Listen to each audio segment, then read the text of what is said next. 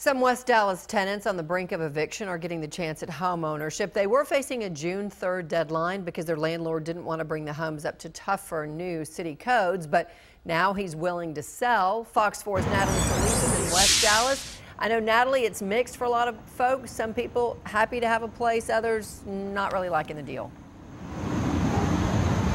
Right. This is one of those situations where not everyone is going to be happy, but we did talk to families who thought they'd be out on the streets and now they're going to be homeowners. We have also learned that the judge who halted the evictions till June 3rd is now extending that deadline, giving all parties till October 2nd to get things sorted out.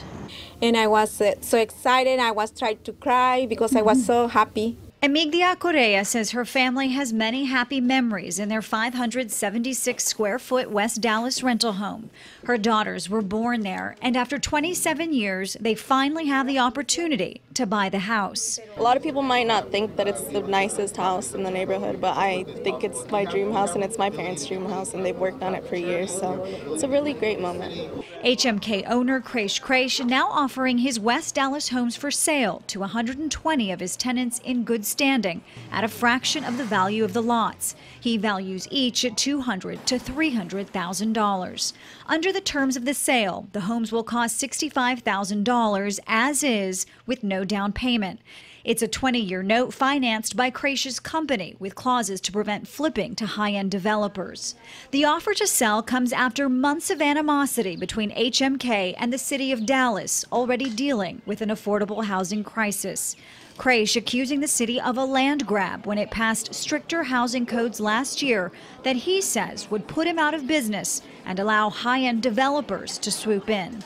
Kraish, once opposed to selling, says he had a change of heart and has aligned himself with a candidate in an upcoming council runoff. I had to sleep at night, and it got harder and harder to sleep at night, thinking that 120, 130 families are going to be put on the street. And the closer I came, against that deadline, the more compelling it was for me to sell the houses. Not every family is happy with the deal. He haven't earned my trust. Pearline Harper's mother, 81-year-old Pearlie May, lives in an HMK home in an area slated for development.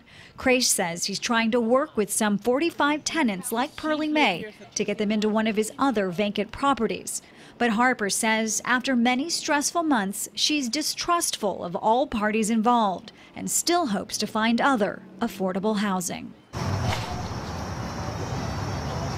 Well, Kraish says so far about 10 households have signed contracts to buy their homes, and he says about 30 more have made appointments with him to do so. Now, the families who do wish to buy those homes will still be responsible for fixing them up and bringing them up to code. Now, the city says it is pleased with Kraish's decision, but still unclear if the city is going to give these new homeowners a little additional time to fix up their houses. Heather? All right, Natalie Solis in West Dallas.